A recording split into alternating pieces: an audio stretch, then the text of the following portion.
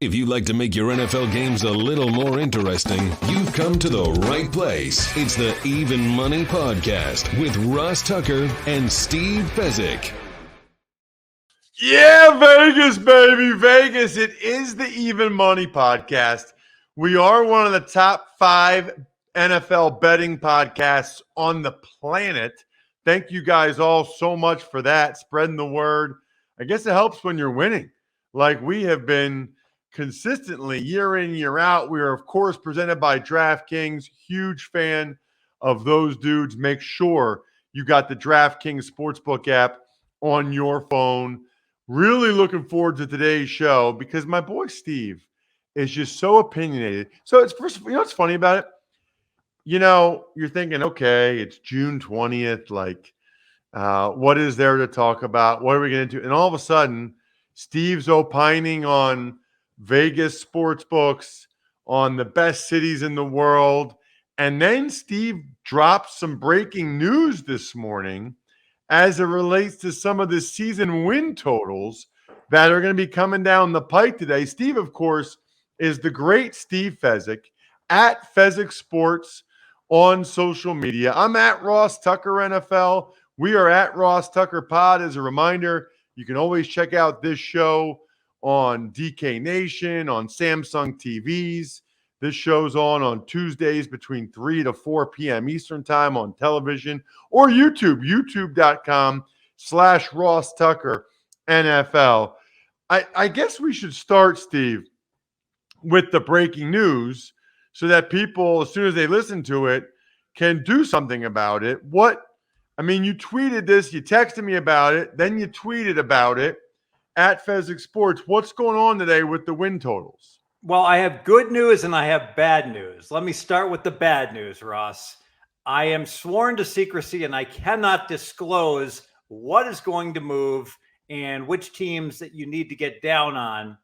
But the good news that I can disclose is I did meet in an undisclosed location in Las Vegas with the great Teddy Covers, who is a Las Vegas legend. And the thing he does better than anything is season wins. And today at noon, he drops his season win report, which inevitably, rapidly is going to move the season win market in the NFL. So if you want to see what's going on with the plays, check out the markets between noon and like 12:15 today Pacific time, and you should see some very significant moves up to half a game.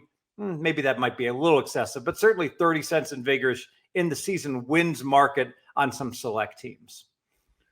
Okay, so I got a lot of questions. The first question was going to be, how do you know which teams are going to move? But I think you answered it with the second part, which is you met with Teddy and he told you what his season win totals are going to be betting. And so because you met with Teddy and because you saw what his season win total bets are, you are anticipating what the line moves will be after he comes out with his season win total bets. That's correct? That is correct. Full disclosure, we do this every year. Teddy and I meet. We were both original members. Well, maybe not original, but one of the first members of what was called the Tuesday group, where a whole bunch of us would meet and discuss who we liked each and every week. And during the summer, we would have a meeting about season wins and the like. And so this is a carryover. Teddy and I do this every year. And to be 100% transparent, I do not know what he's going to go with. But in our meeting, I told him who I like. He told me who he likes. And he had a long list, and he will pare it down for ultimately what he winds up releasing today. Got it. And so he's that well known, Steve, that you know when he releases this at noon Pacific time that these lines will move. He is something like 90-34 lifetime on his season win bets. So it's what he does better than anything else. And yes, historically, absolutely, with that track record, the markets move when he releases.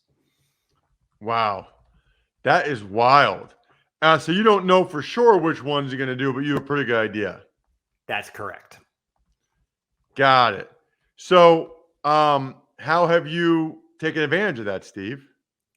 Well, it's tricky because I can't crater or compromise the marketplace. So I'll use a quote from one of my favorite movies, Wall Street. Gordon Gekko, at some point, he finds out that dude is going to be buying up Anacott Steel. All right. Charlie Sheen gets the information and he tells his staff the night before, start buying up Anacott Steel, use the offshores and keep it quiet.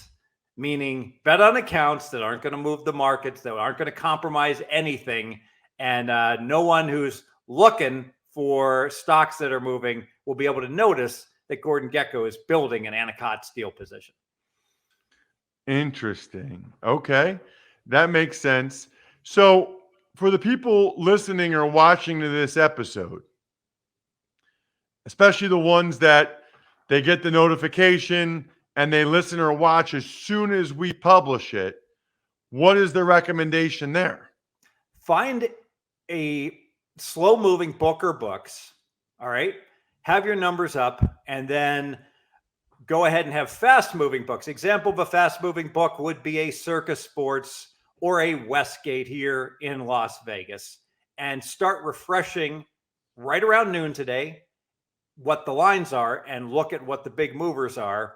And likely you'll be able to pick off good numbers on those teams at the slower moving books. Should you want to just go ahead and look at the market, this is called it's called the top-down approach, where you're not actually doing any work yourself, but you're reading the markets, them telling you what solid bets are. Ooh, that's interesting. Okay. That's fascinating to know that a guy has that much power to move the season win total markets like that. That's pretty darn cool. Or just go over to Wager Talk, probably a lot easier, and just buy Teddy Cover's package over there. And that way you'll get it when it's just coming out. Yes. Or go to DraftKings, because with best ball on DraftKings, you get the best of your team all season long. Huge fan I am, Steve, of DraftKings best ball. And it's bigger than ever with $10 million in guaranteed cash prizes up for grabs. Limited time, you can join DraftKings' largest best ball contest ever and get your first entry back in DraftKings dollars as soon as the draft is finished. Act now before this offer expires. By the way, should be noted, Steve, I'm doing a best ball draft with some Fantasy Feast listeners next week and my Fantasy Feast co-host, Joe Dolan. All you need to do is take advantage of any of the sponsors you see over at rosstucker.com. or go to westshorehome.com/Ross. Send it to me, Ross at rosstucker.com, and say, I want in on the best ball against you and Joe, Ross, because we're going to pick them. I think I got 4 or 5 people in already, but 4 or 5 more can get in. Could be you. Take advantage of a sponsor. Any other code, send it to me, Ross at rosstucker.com. Anyway, what are you waiting for? Head to the DraftKings app, sign up with code Ross, start playing best ball today. Join the DraftKings $10 million best ball tournament, and you'll get your first entry back in DraftKings dollars only on DraftKings with code Ross. All right. So, Steve, anything else we need to talk about in terms of the season win total line moves? I always get nervous because I'm not like as experienced as you are. Is there a question I should have asked? Is there something else that needs to be discussed, or did we hit it pretty good? Yeah, the only topic would be, do I prefer, how do I bet these futures? We've spoken about this. Don't like the needle in the haystack bets. Who's going to win the AFC, NFC Super Bowl? I don't know who's going to win. And I doubt that there's a good bet that ties up my money for 6 months. Focus on season wins. And when you focus on season wins, focus on more unders than overs. Same thing with proposition bets, skill position player bets. How many yards a quarterback's going to throw for? Running back's going to run for. Look towards unders, not overs. I won't go into all the math and why, but that tends to be where the better value is. All right. Before we get to, you have some thoughts on how to win money gambling in July and August. Before we get to that, you had some very strong comments about San Diego, Steve, on social media. And is it relevant to betting? Probably not, especially since California voted down the ability to bet. I don't know what's going on out there in that state or why. I'm sure there's something to it that I don't realize. But were you in San Diego last week? Yes, California has no betting, legalized betting yet. The reason being is that unfortunately the Indian casinos are fighting with the other factions. So they put two different ballots out. Do we want to have legalized sports betting? Option one, yes, no. Option two, yes, no. And what wound up happening, although 60% of the people want legalized betting, only half of those 60% voted for option one and half voted for option two. So they didn't get close to 50%. I digress. I love San Diego. I am not a homer. I am unbiased. I was born in New York City. I went to school in Chicago. I grew up in Ohio. I've been all over the country. San Diego is America's finest city. It is tremendous to go on vacation. You don't even need a car. Stay downtown, take the trolley everywhere. So many great things to do, great weather. And Petco Park, which I went to this week, I'm going to make the case if you look at the entire ballpark experience, not just inside the ballpark, and Petco is awesome, but there's plenty of other awesome stadiums. But walking to the stadium, staying around the stadium, after the game, the nightlife in the Gaslamp Quarter, I think San Diego is number one in the country, Ross. It's funny because I was out there, Steve, twice last year because I did San Diego State games out there. And San Diego is one of those places where I always am like, why don't more people live here? Like, why doesn't everybody live here? The weather's so nice. It's just cool. It's like LA without the insane traffic and everything else. It's pretty cool, man. It really, really is. Like I totally get why people live there, want to live there. Just has an awesome vibe to it. I remember going out. I went to a brewery. Oh, I went to this is gonna kill me that I can't think of their name while I'm on the spot. But I went to a brewery that I love, their beer, downtown in Gaslight. They have several down there in San Diego. It's like that's their hub. On a Friday night before the game, it was just awesome, awesome. And then you see the dummies, like all these articles, like ranking like vacation cities, and they put New York and Washington D.C. and your own Philadelphia better than San Diego, and it's like Mr. Hand from Fast Times at Ridgemont High. Is everyone on dope? You can't tell me people actually want to be in Philadelphia in July or God in January more than in San Diego. I just don't believe it. I mean, it makes no sense to me at all.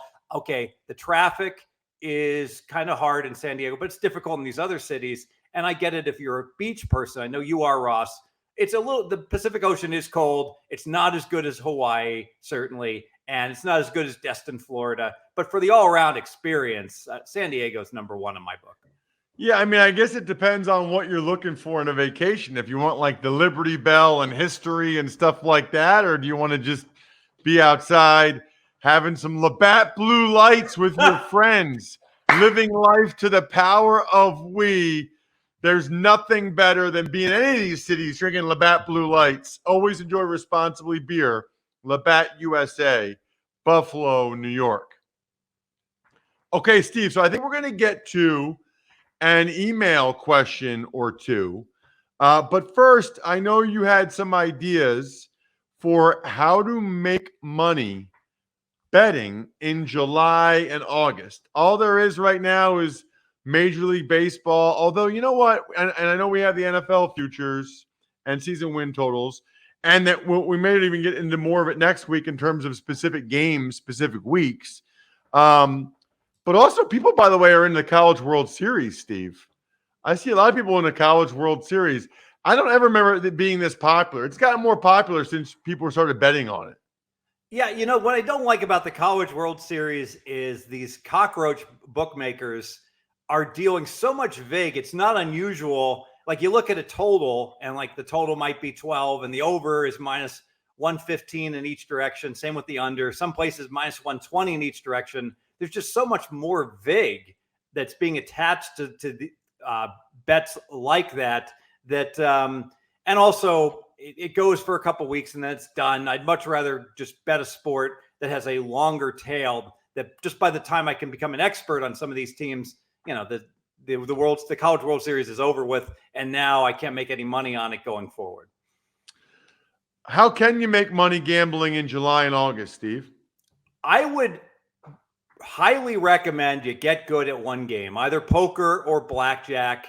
Certainly beatable games. Get the books. Basically, I'm going to give you one author. He writes on both of them, Ed Miller. Ed Miller will tell you how to win betting no limit poker, and any book he writes on sports betting is excellent as well. And blackjack, really all the books, anything by Stanford Wong, my friend Stanford Wong, are excellent, and they're beatable games. If you just put in the time, you will win. In fact, I'll go as far as to say, if you told me, I've studied poker, Fez, and I haven't won when I'm playing, and I've worked really hard at it, I don't believe you. I don't believe you. I want to see it, because I bet if I watched you and dude raised, you probably are calling him with your crappy King Jack offsuit and the like, and just follow what the books tell you, and you'll win. Now, you're not going to get rich. People are like, well, why aren't you a professional poker player, Fez? Well, I could be. I'd make a crummy $100,000 a year. My buddy, Pastrami is like one of the best gamblers in the world, sports and poker, and he's killing it. But he's great. He plays mixed games in Vegas during the World Series, and he spent years and years to really become a world-class player. But you don't need to be a world-class player. Play low stakes and just hammer the tourists, playing 2-5 or even 1-3 no limit poker. All right, so hold on a second. You make it sound like it's so easy, Steve. You just read the book and all of a sudden you're going to win. Probably take you about 3 months to become a winning poker player. Maybe a month if you're sharp. By contrast, you want to become even just a decent chess player, you're probably going to have to study 2 hours a day for a couple years. It's way, way more difficult. Ross, I talk about blackjack, can teach you how to card count in about a minute. All right. Then if you practice for about a day, you'd be able to card count. It's not difficult. It's illegal though, right? Card counting is 100% legal. You saw the MIT movie, right? When they're card counting, it's just frowned upon by the casinos, and they ask you not to play anymore if you are really excessively moving your bets up and down. And that's why blackjack is awesome to play part-time in July and August. It sucks to try to play full-time, because you won't last. You'll be asked not to play. But if you only play, selectively a few times a year, you'll be A-okay. Got it. Interesting. All right. So we talked about a bunch of things now. Let's get into an email question, Steve, because I like when we get to some email questions, because we get a bunch of people that want to ask you an email question. I think we even have your very own sounder. Ever wanted to ask a professional sports bettor a question? It's time to Ask Steve. All right, so we actually only have like 3 email questions left. So this is a good time now for you guys to take advantage of any of our sponsors. Send me a picture drinking Labatt. Take advantage of any of the deals at DraftKings Best Ball or DraftKings Sportsbook, or anything you find out over at on the sponsor page at rosstucker.com. Heck, not only can you get into the best ball draft with me and Joe, you can ask Steve a question. This comes to us from Tom L. in Warminster, PA. That's outside of Philly, Steve. Great work on all your media. Huge fan of your color commentary, sideline reporting, work on WIP radio, and your podcast, especially Even Money. I was always curious about how a professional sports bettor deals with the possible large stretches of variance. Obviously, there have been losing stretches, and clearly Steve takes that in stride. But since going full-time, what was the longest losing stretch? And how did Steve and his team deal with that? Did they ever have a losing month or quarter or even a year? Is he able to balance that out with media and clients? Just curious what the real life of a professional looks like. Thanks for all you do. So basically, Steve, how do you overcome when you're struggling? Yeah, great question. Just to quantify it, I've been over at pregame since 2013. I sell my plays there. And I'd like to say I've won every year for my clients, but I have had 2 losing years. So I had 2 years where I was a modest loser.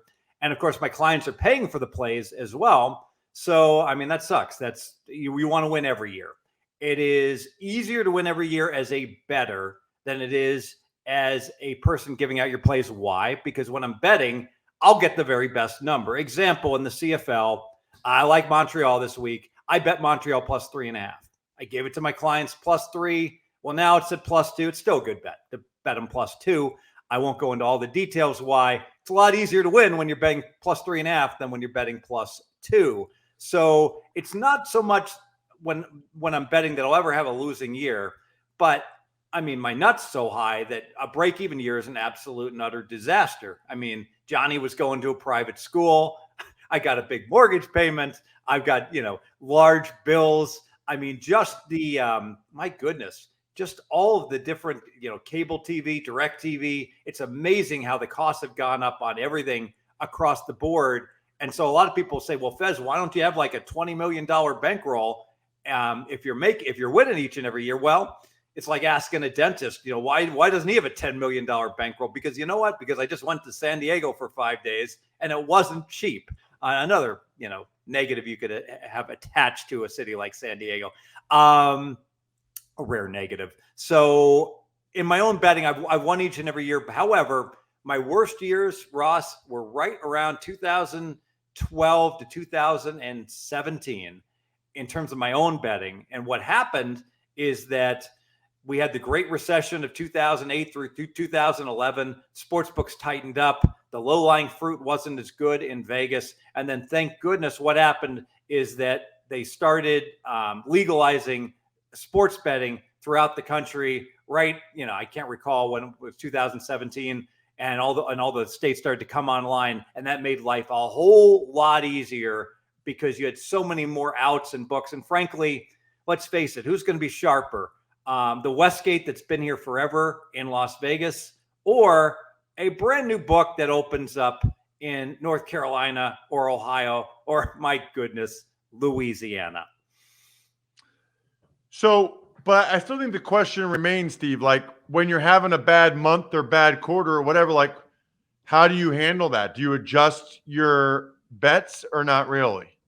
I play back more. So I'll use that example. Like I made a big bet on Montreal plus 3.5. If I'm running good and everything's going great, boom, I'm comfortable with it. It's well within my Kelly criterion of betting. If for whatever reason my results have been poor, I've been running bad, you know what? I can go ahead and play back the other guys that pick them. Go ahead and take a piece of Hamilton and pick them minus 110.